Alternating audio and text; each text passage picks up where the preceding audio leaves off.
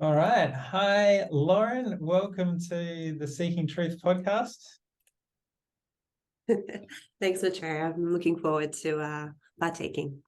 Yeah, cool. Thanks for coming on board. I wanted to have you on because you're a student of the Diamond Approach in Australia, and so am I now. I'm really interested in the Diamond Approach as a path, and sort of, I guess a good starting point might be what drew you to the Diamond Approach in particular when you first came across it. Okay. Well, it was first initially introduced to me by my psychotherapist at the time, and I'd known her personally as well through another tantric spiritual school in Thailand, and we had connected there. I knew she was also a real deep seeker of truth and knowledge, and when she had started telling me about the diamond work, there was something, I guess, about her enthusiasm or the resonance of it that really struck me. We'd both explored lots of different paths, and I know in particular she'd gone into a lot of depth, and she was just saying there was something about this school that and the teachings that she just hadn't found anywhere. And I was curious, and so I was like, all right, I'm just gonna jump straight in. A recommendation from you is a great start. And it resonated with me straight away. And it also, I think from my first engagement with the school, I was struck by the level of presence that was transmitted by the teachers, and also the level of integration in the older students. So I had explored a few different teachers, and I'd been to a few different schools and ashrams, and I was always a bit confused. I could see that the guru had definitely had some juice and insight and incredible presence and capacity, but I was always a bit confused or a bit disheartened that the older students didn't seem to carry the same, or there felt like there was a lot of funkiness in maybe their egos or their personalities that didn't make much sense to me. And it felt like, wow, I can see some of these students have great capacity to meditate really deeply, but it feels that maybe on the horizontal path, on the psychological level, that something isn't integrating, and it didn't make sense that would be the case. And when I started getting deeper into the diamond work, I was just really impressed with the acknowledgement of the personality, and them being really engaging with working with the personality. And although the path isn't directly about healing, it's more of a byproduct of it. And I was just so impressed by what I was experiencing with the older students. It was like the school is actually, the teachings are translating. And I hadn't personally explored a whole lot with Almas, or really got into watching his videos, but just from reading the books and from being in the school and the teachings, it was enough. And it really it just really resonated with me. And I think, being a seeker and having explored so many different teachers and schools, I was really wanting to find something that clicked. And it was like, this offers something, but it's not quite it for me. And this also has benefit, but it doesn't feel like my path.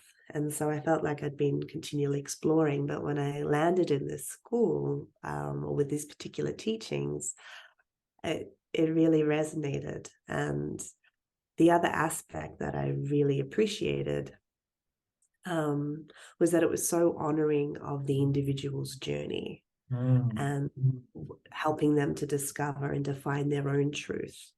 Like, I had some experience with schools that were very dogmatic about, this is how you should experience it, and this is how it is. And it felt too black and white. It felt too rigid. And this school felt anything but. It felt very spacious, very allowing, very open and curious. And I was quite enchanted, especially by some of the teachers, because I was feeling and witnessing them transmit, I guess, what they'd call essence, these states of like power and then pure compassion. And it felt so clean. And it was so potent in them. And I was like, what are they doing? What's Yeah. going on there? Yeah. Yeah, it was fascinating to me. And it's like, I want to learn more. Yeah. And I think even from the beginning of the first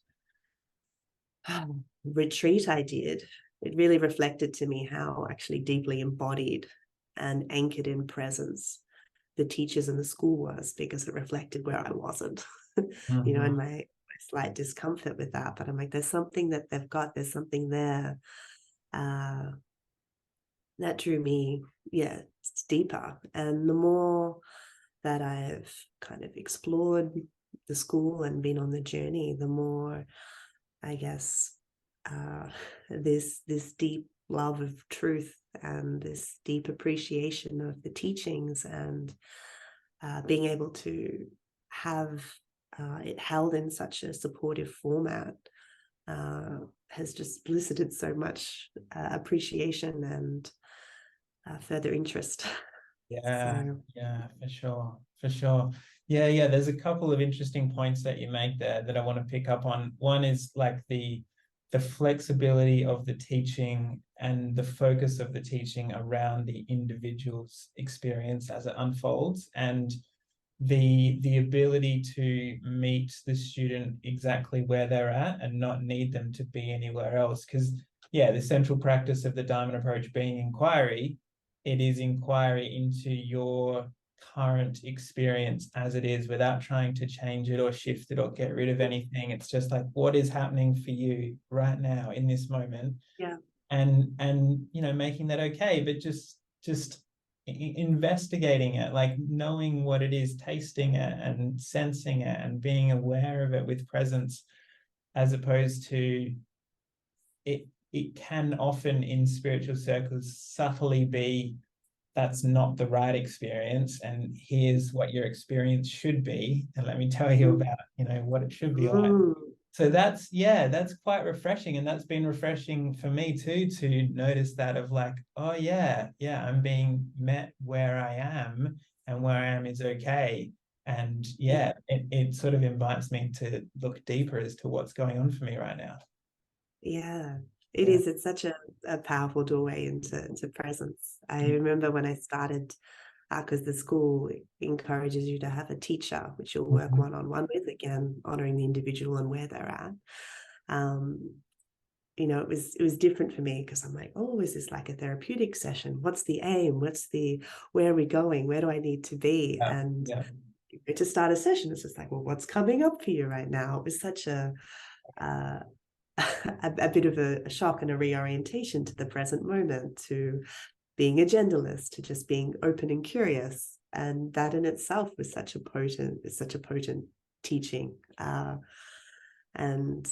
has been really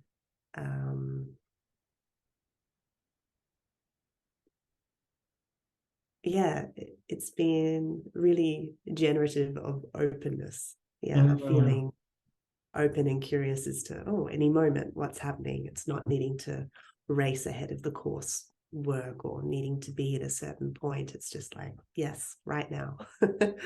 Totally. And you mentioned also that you felt when you first came into the diamond work, there was a transmission of presence from the teachers, like you were experiencing that. So I'm curious about, what was that like for you? What was the transmission of presence that you were picking up on? To be honest, it actually felt quite uncomfortable.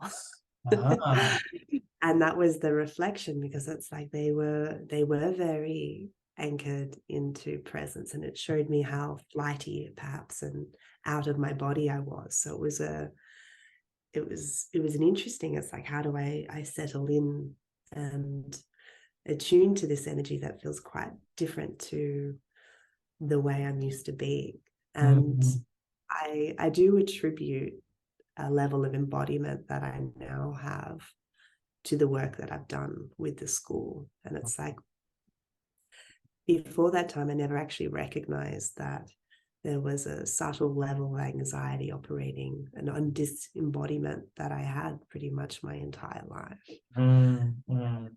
yeah. That in itself has been probably one of the most powerful things that I've learned. And I feel like this path drops you deeper and deeper into your body and deeper into your experience. Yes, yes, totally. I can relate to that level of anxiety that just sort of sits there in the background, always sort of there to some degree or another. And yeah, it can be uncomfortable and it can, feed the need for getting away from the body. Like, oh, I want to get out of the body so I don't feel this anymore.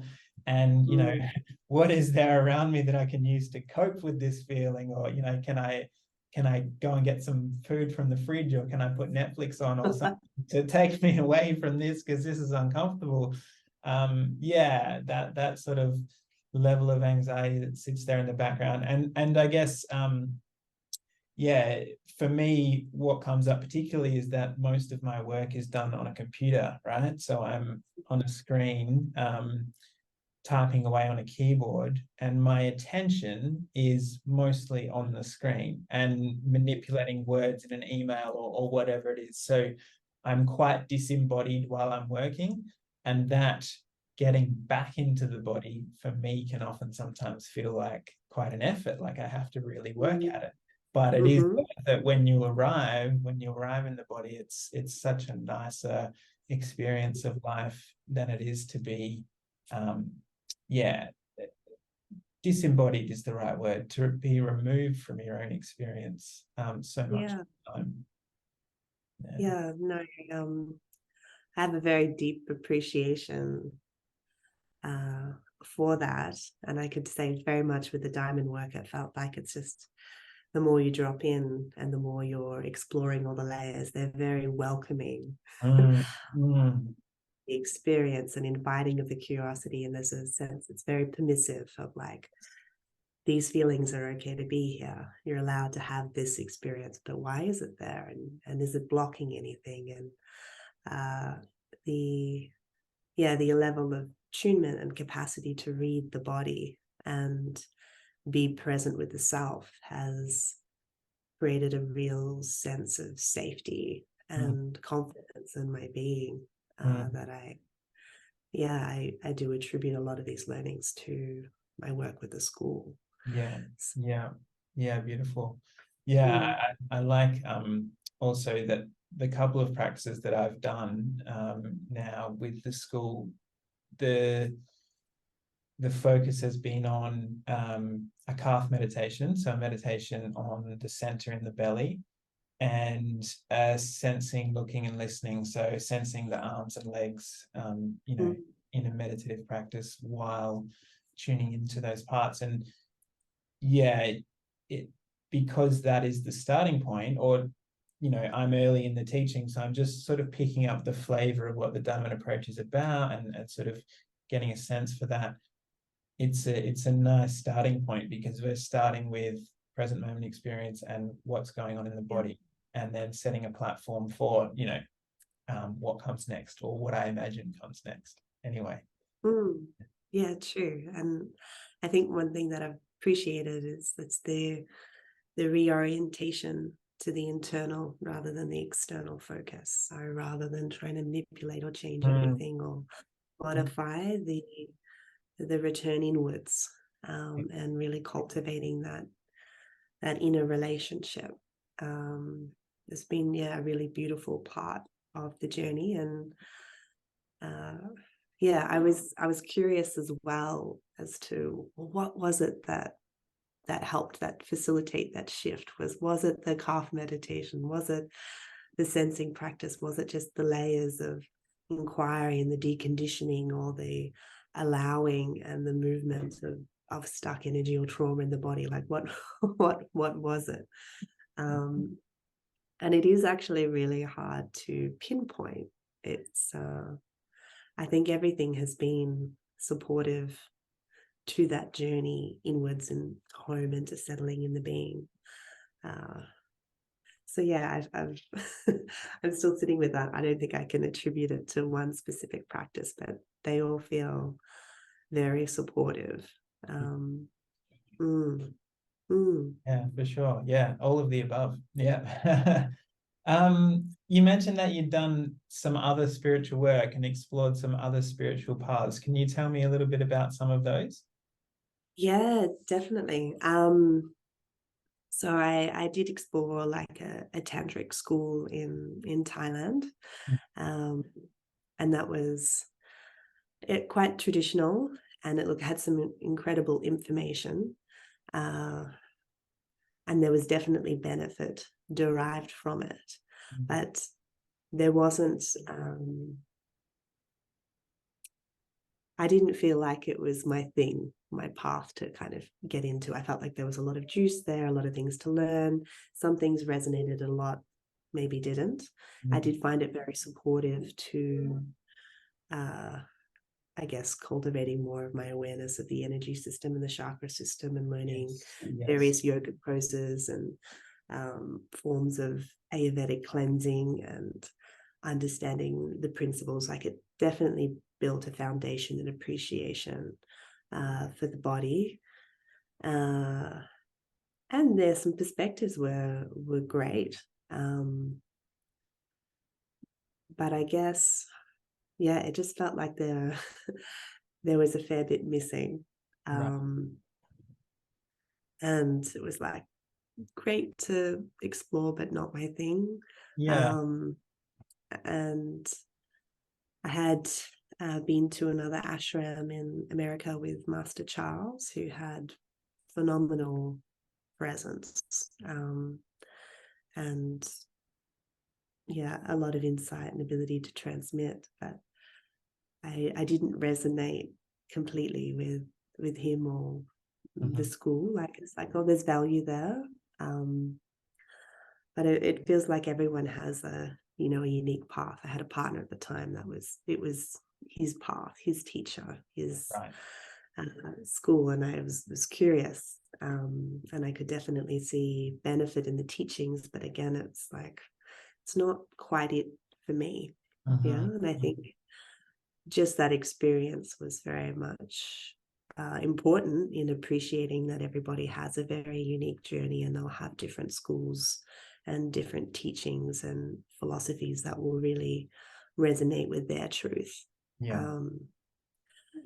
And yeah, I think the part, a comparison with that, and I have done a lot of other little workshops and dabbled with teachings and explorations and different books and like taking juice and things from each of them. But I guess one thing I do appreciate about the Diamond School in particular is that it is actually really well thought out course and curriculum that is supportive of your journey, and the container and the holding and the community is really valuable. There is that kind of commitment, there is that container, and a very well thought out process and journey to support your own unfolding. Yeah. And I know it goes on for years. Yeah. But I'm so excited by that too. Yeah, I was quite surprised, but also encouraged when some of the teachers said they've been in the work for 28 years, 30 years, 25 years, like, long stretches of time. And I was like, wow, okay, these people have made a full commitment to this thing, and they're like, this is their spiritual path, and they're in it for the long haul. So yeah, I haven't come across a path that has held the interest of people for that long previously. So there is clearly some depth and breadth to this thing that is keeping people coming back and investing in the journey, but also then that passing that teaching on to their students in their groups and their one-on-one students as well. So that's Yeah. encouraging to me, like knowing that was really cool to hear. Yeah. I think I'm familiar with Master Charles to some degree. I think I've heard some of his music. Yes, yes, he does. He does mix a lot with technology, and yeah. Yeah, yeah, yeah, very cool. Very And on your mistakes. sorry, what was that? Oh no, I was just referencing Uh his work. Yeah. yeah, yeah. And the tantric path, like I have a rudimentary understanding of tantra, but can you tell me a little bit about like what tantra is and what it's what the spiritual path is in the school that you were with? This is like the favorite question of like anyone who's been involved with anything to do with tantra is like, Yeah. what is tantra? And people come to minds, they think of all kind of like sex cults, or they think of various different practices. Well, what comes to mind for There's me different actually, types. There's like neo tantra and red tantra and black tantra and very traditional tantra. And look, I don't know if I can speak in detail because I wasn't a long-term student okay, of the school. I okay, just yeah. had begun more into it. But it is a philosophy, and it's a way of life. Hmm. And it's very much of being of the world. Like there's some parts that are strictly, vertical, and they want you to get out of the body. Yeah. Whereas often the tantric approach is like, well, can you be with the body? Can you use the body as a tool for presence and pleasure and opening, and work with the energies within the body to then reach various states. So I appreciated the level of embodiment and working with the body. It always feels more integrated to me. Mhm. And yeah, there's definitely a very rich, deep history, which people can go into in endless depth. For me, I explored a little bit, and there's definitely elements that have influenced me, but again, it wasn't a deep um, draw to explore further. Yes. Yeah. Yeah, okay. Mm. So what comes to mind for me when I think of tantra is not sex. And I don't have any experience with tantra at all, but I've just heard stories of people that have done work with tantra schools, and often what they'll talk about is like being with death, like being around death in graveyards, or like there's this place. I think they used to refer to it as the ghats, where they'd like burn bodies and stuff, and the tantric monks Mhm. would go and sit near the ghats and be with the smell of burning flesh and death in the air. And that was part of their spiritual practice, was, can I surrender to this experience? Can I make this experience okay and be present with it? That's what comes to mind when I think tantra now, Mm. because of Yeah, these yeah, stories that I've heard. So yeah, I don't yeah. know. Did you get any exposure to anything like that? Nothing quite like that, no. um, but yeah, it is definitely, there's very rich teachings around it. Yeah. Um, in the particular school I think I was in, I not some of the teachings felt a little bit too black and white, and um, maybe a bit patriarchal or dogmatic, that Mhm, didn't mhm. sit well with me.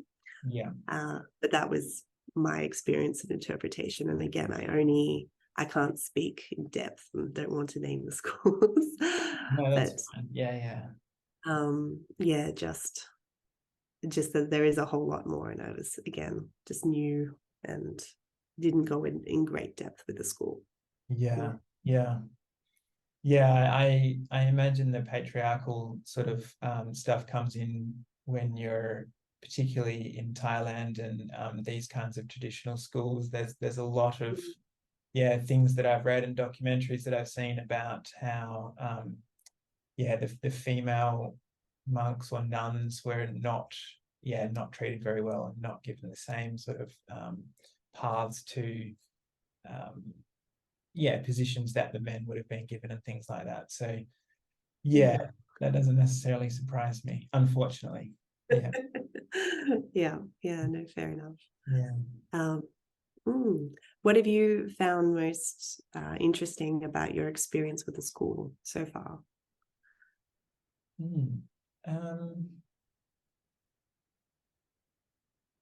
Good question. For me, there's a lot of curiosity that is there. There's just a real pull and a feeling of wanting to discover more about the teaching. So I've done one retreat. That was the retreat on the Yellow Latifa around joy.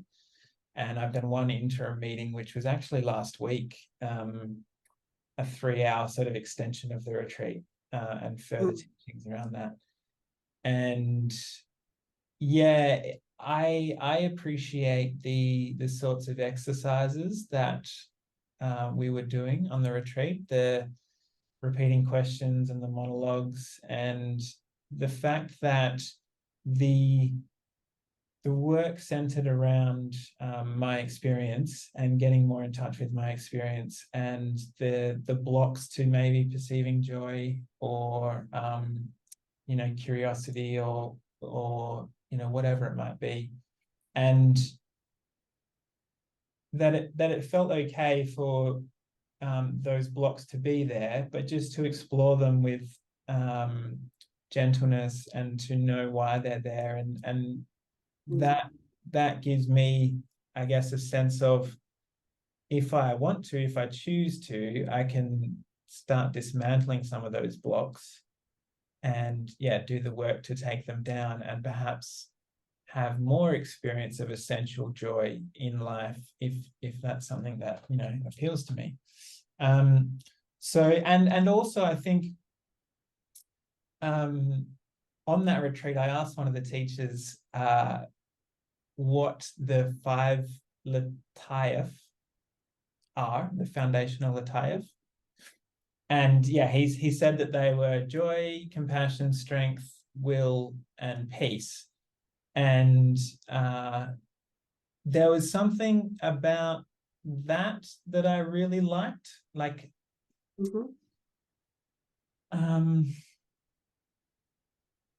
there was something about, like you mentioned earlier, that it goes into the personality. The teaching can go into the personality and like understanding the personality and inquiring into it and picking it apart a little bit.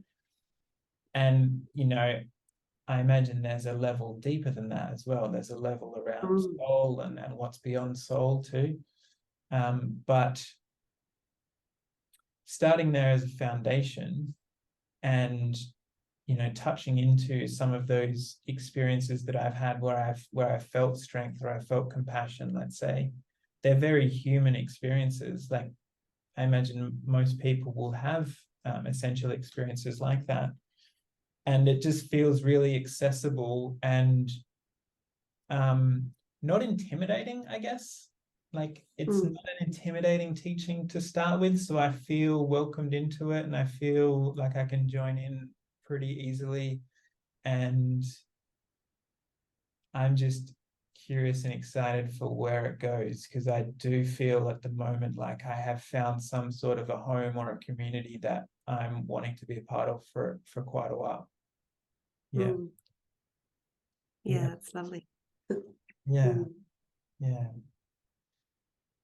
And what about you? So if I ask you the same question, what do you think has been the experiences that you've picked up from the Dharma approach so far that you really value or are meaningful for you?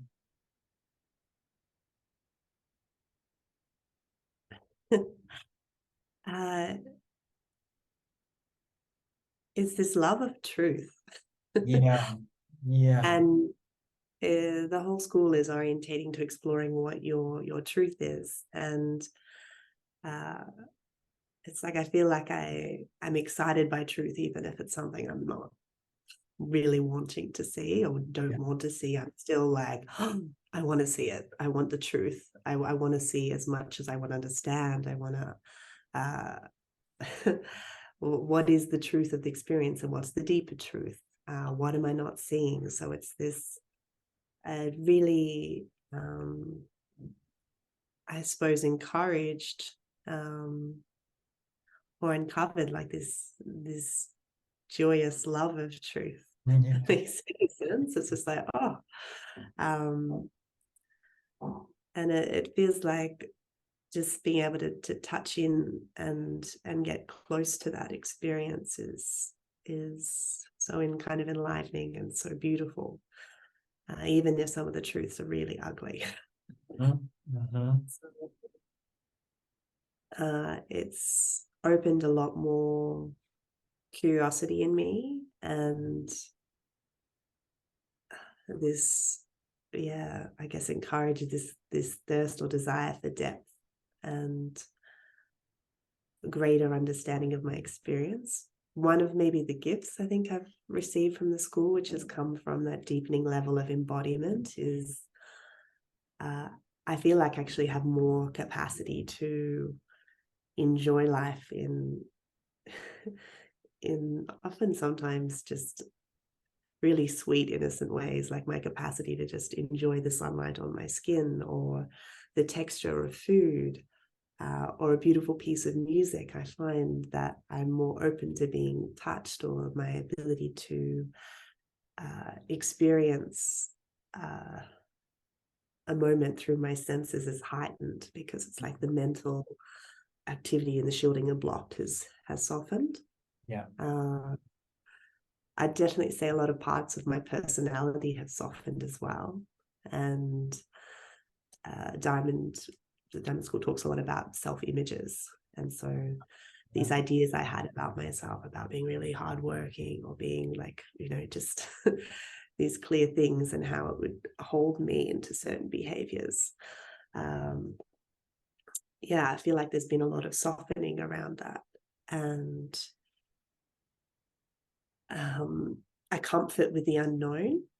So I'm starting to feel more comfortable with not knowing how things will turn out, rather than like set agendas and objectives of the mind. There's more openness and permission to experience. And because of that, I feel more receptive to experiencing life differently, or in a richer way.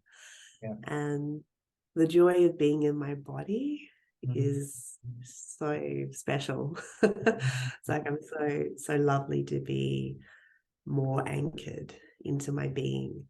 And yeah, I feel like there's just more and more and more ways I can be dropping in, and it feels like life can be richer. And yeah, there's so much available in every given moment. So it's feeling that there's a lot more spaciousness in my mind, in my life. Like I definitely felt like things come up to the surface and have cleared, but I am noticing that I feel a lot calmer, a lot less reactive, a lot more joyous. Yeah. Yeah, and open and curious, and just, I feel like I have a more expanded perspective, and I'm really grateful for that. Yeah, beautiful. Mm.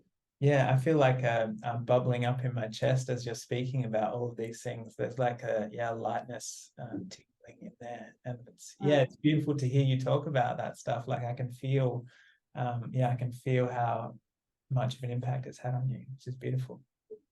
Yeah, thank you. Yeah, a lot of appreciation for that. It's like, yeah, I feel really fortunate, because I think this school is incredible and the teachings are amazing. And I'm like, I don't know why it's not more out there, but I can appreciate that, as you think your podcast is on seekers, in order to, I guess,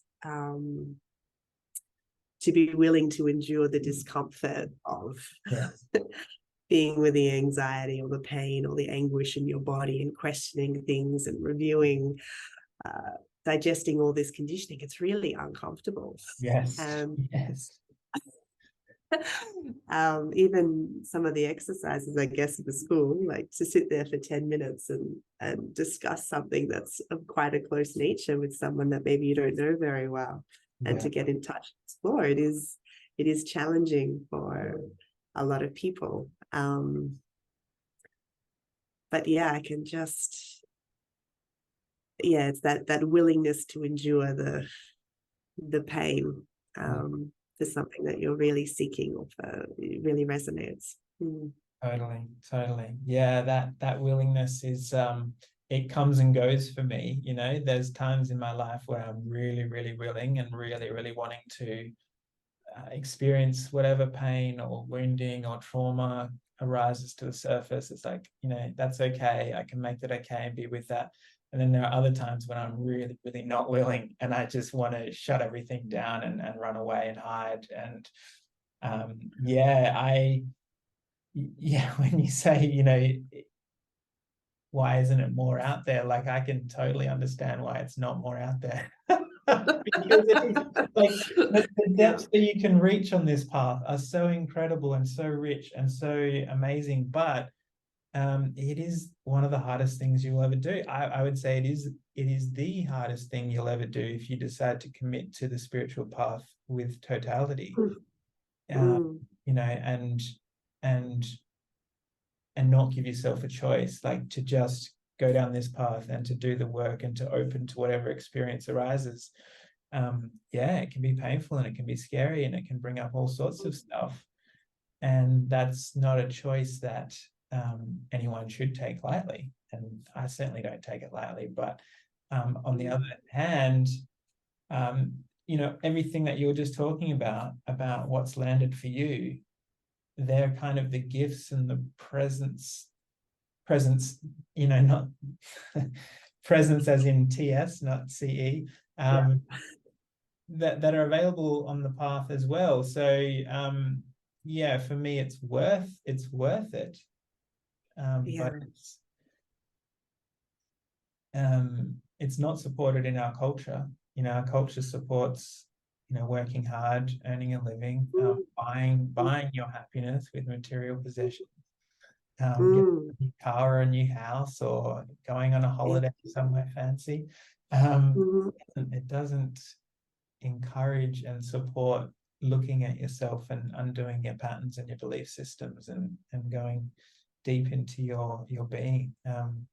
So it's a difficult journey. It is. And I think that's another point that I appreciate about how the school operates, with having groups and having a community and that container and that holding, because, you know, ultimately there is that desire to be experienced and seen in your depth. And, you know, if being around similar seekers, you can have that resonance and that exploration and that willingness. You know, it's something probably that I found challenging, with just, you know, acknowledging and appreciating that it isn't everybody's journey to want that depth or truth and to feel like, so I was just saying, I really appreciate that about the school and having a community of, I guess, truth seekers or people who want to inquire and explore the depths. And it's been, I have a lot of gratitude for that as well. So absolutely. Gratitude for the container that's been created to allow seekers to come together and do this work in a way that there has been a curriculum laid out, there has been a path that's been structured and you know is designed for this kind of work, but there's also other students going through the same experiences, learning the same things and trying to integrate and embody the same things. And that's so important, that sense of Sangha. You know, in Buddhism, we call it Sangha. Sangha is very important to have that community that supports that journey, because it can be difficult if you're trying to do it alone. Yeah. 100%. And it's like I very much appreciate the reflections of being in the group and seeing how others are unfolding, or the things they're realizing about themselves, and how might echo within me, or give me a greater understanding of how other people in my life maybe operate or experience things. So I've really enjoyed actually seeing how the teachings impact everyone uniquely. And that's supported and acknowledged and encouraged. So there's not a one particular way to receive the teachings or for it to touch you. It's very much acknowledged that the individual will have their unique experience, and it will unravel the soul in the way that it needs to. Yes. So. Yes. Yeah, 100%. Like the Q&C sessions where teachers are working in front of the group with a particular student, and they're going into what's arising there. To me, the quality has always been there of space, allowing space for whatever it is that's happening in this moment, and supporting the student to look at it more clearly, or to inquire into it, to feel into it, whatever it is. But there's that quality of space, like the space is open for you, and I will hold the space for you, and this is your time to have a look. And there hasn't been any judgment or shutting down or pushing away or diminishing. That there hasn't been any of that. So the quality of space has been really apparent and really valued by me, because it demonstrates to me that yes, the individual is the one having the experience, and it's okay. Like there is a sense of acceptance, at least on the part of the teachers. There's a feeling of acceptance of what's arising, which is, I think, crucial. Like this work can't be done without that. No. And look, I will just say, after 4 years of experience with the school, it's been the same thing. There's just been that spaciousness. There hasn't been the belittling or the dismissing or the modifying of anyone experience. It's all been allowed space and openness and curiosity, and that's been quite powerful to witness as well. Also to see how the teachers hold space and work with an individual, and the level of integrity and compassion and holding. It's it's quite a potent and beautiful container. Yeah, absolutely. One of the things that I'm doing at the moment is reading a book called Soul Without Shame by have you read that? I have. Okay. So I've just started reading the first few chapters, and and he talks about the judge, the inner critic, the superego, this concept of the part of us that carries childhood expectations from maybe our parents or our teachers, or authority figures in our lives that tell us how things should be, and we internalize that voice, and we carry that voice with us for the rest of our lives often, and we'll generate feelings of anxiety or guilt or shame or sadness in us when we haven't had any external input. We haven't had anyone telling us we're wrong or bad, but we tell that to ourselves based on these the standards that we've set for ourselves. And just having started to dip my toes into that book, and just trying to sort of let some of those lessons land has been really beautiful. The way it's been laid out in that book, and the clarity that's brought to that structure in the mind is like, wow, okay, that's really cool. I really, really like that.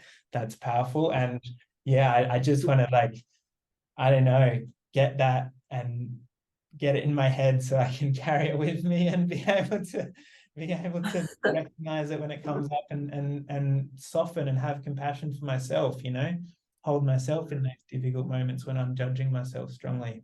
So yeah, I'm curious about, it may have been a while ago for you, but I'm curious about your experience when you read that book and what happened for you. Yeah, it was really liberating Mm. to read it, and to, as you said, once you see something, it's hard to unsee it. Yeah. So to have that framework really beautifully articulated was super supportive. Mm. And I think the piece for me was knowing that it was okay to disconnect from these voices. That was part of the process of, Yeah. we've given our power to these external authority figures, which are internal in our heads. Yeah. But for our ability for our own inner truth, or to hold ourselves, or our value, our opinions, our wants, our desires, rather than the subjugation. So it was interesting for me to watch the split of power.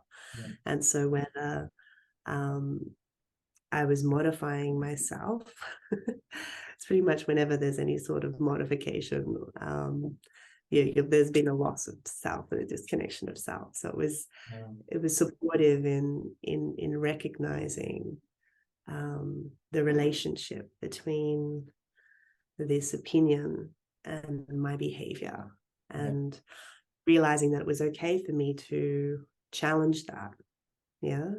And because there's that part that you feel like you're pushing against your family, and it challenges up this connection of like, oh, I'm saying no to mom, is that going to interfere with my connection or my ability to be loved? And you see the deeper layers of what's actually going on, or why you have given your power away, and why you continue to on a daily basis. So for me, that was a valuable inquiry, and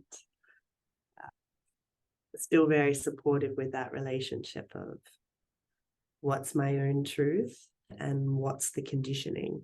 Mm. Yeah. And how that conditioning maneuvering me, and why. So. Yeah. Yeah. Yeah, totally. Totally. Yeah, I resonate with all of that. Absolutely. Yeah. Yeah, it's really fascinating when you start to see it and you start to see how it plays out. It is really fascinating. And for me, yeah, I guess my dad, has been important for me at certain points in my life, and then I guess transposing dad onto other senior male authority figures for me, and noticing that relationship play out, because other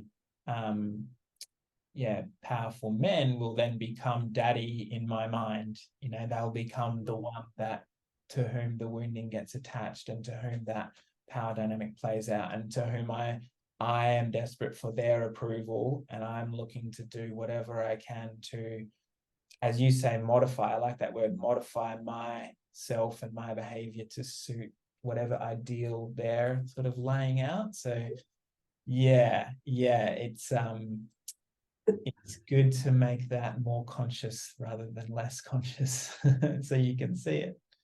Yeah. Yeah, definitely. And there's that whole process of sometimes grief, or anger, or all these emotions of with the abandonment of self, or following the supposed opinions and truths of others. And so that's always was a bit uncomfortable as well, to be like, oh, I've been doing that. Yeah, yeah, I gotta own it. Don't like to see that. Oh, Yeah. mm, Yeah, and that's what you're talking about before with the, it can be painful to see some of the patterns that you do have. Yeah, and challenging to look at that head on and own it. mm, Like that is, mm, yeah. isn't it? Yeah. Yeah. That's where you kind of still love that truth of it. You're like, oh, it feels feels a bit off or a bit gross, but I still want to see it. Yeah, definitely. No, I resonate totally with that love of truth. Like for me, that love of truth has always been there, I think. That wanting to know, wanting to understand, wanting to find out. And I think as as I've deepened my spiritual path, it's transformed from an intellectual only pursuit to a more embodied, more relational, more felt sense kind of journey, which is nice, like, because that feels deeper and more real than just a head like wanting to collect knowledge and figure stuff out. But also along with that comes vulnerability and like tenderness and like, anxiety and unfamiliar scenarios, stepping into the unknown without necessarily knowing if I'm going to be safe. But that love of truth, I think I value that as sort of a rudder, as a navigating compass to sort of guide me, and somewhere that I can keep coming back to, and sort of checking in with myself, like, am I still allowing what is true to take precedent and to take the highest value here in this moment with this person, in this situation, whatever it is. And if I keep coming back there, then it serves me well. Whereas if I'm hiding from truth, or if I'm trying to obfuscate or manipulate in some way, that always feels out of alignment and feels disconnected and gross. And having that embodied truth and being able to read that this disconnect and that gross feeling is so valuable. So that capacity to do that. So again, it's all in the body. Absolutely. It's all in the body. So interesting. I guess we're probably close to wrapping up the podcast, but so for you, would you identify yourself as a seeker? Like, would you use that term to describe yourself, or is that something that is foreign to you or unfamiliar to you?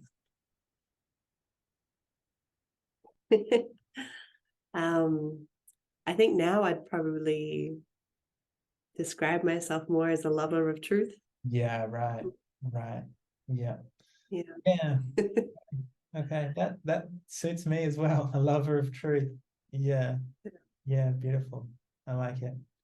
And what is it for you that allows you to fall in love with truth? Like, I can hear that term, but what does it mean to you, a lover of truth?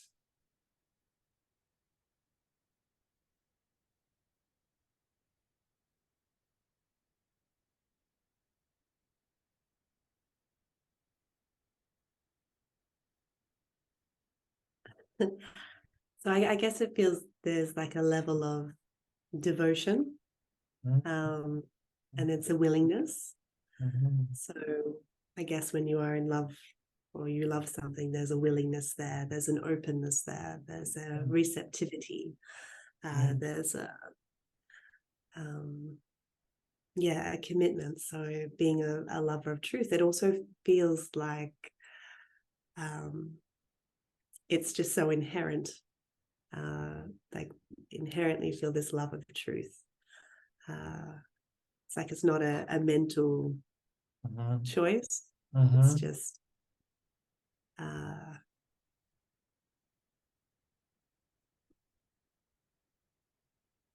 it's just like, discovering an openness of love, of whatever the truth may be. It's this openness. It's this I feel the term seeking sometimes feels like it's got a bit of an agenda. It needs it's seeking. Whereas sometimes to feel love, it feels effortless. So it's this effortless love of truth. And my take. Does that come from your heart center, that love of truth? When I feel that, I actually feel that through my whole being. It feels a softening, it feels an opening. I can almost feel like bubbles of joy in this an awe, almost like a sense of awe, like, Mm. it's like a sense of, yeah, feeling awestruck, feeling a real deep sense of homage and being inspired by truth. Yes. Yes. Yes. Yes. Yeah, I appreciated you using that word devotion, because yeah, devotion really touches on it for me. There's a devotional aspect, and I can feel it in you as well, that the devotional aspect to truth. And yeah, truth can be sometimes a nebulous thing, like it's hard to grasp what is truth. Mm. But yeah, I guess maybe it means something different for everyone, but there's a sense of what that is. Yeah, a love of truth and a devotion to truth. Yeah, yeah. Yeah. Yes. Anyway, thank you. This has been really enjoyable. Cool, cool. I'm glad it's been enjoyable. Excellent. Yeah, nice. And thank you for yeah, agreeing to come on and spending some time with me. I appreciate that. And it's Yeah, been really lovely getting to know you a little bit more, and getting to know yeah, what resonates with you on the Diamond Approach path, and yeah, what speaks to you. Yeah. yeah. Thanks for joining. Well, thanks, Lauren. All right, well, take care, and yeah, we'll see you again sometime soon. Mm-hmm. Sounds great. Awesome. All right. See ya. Bye.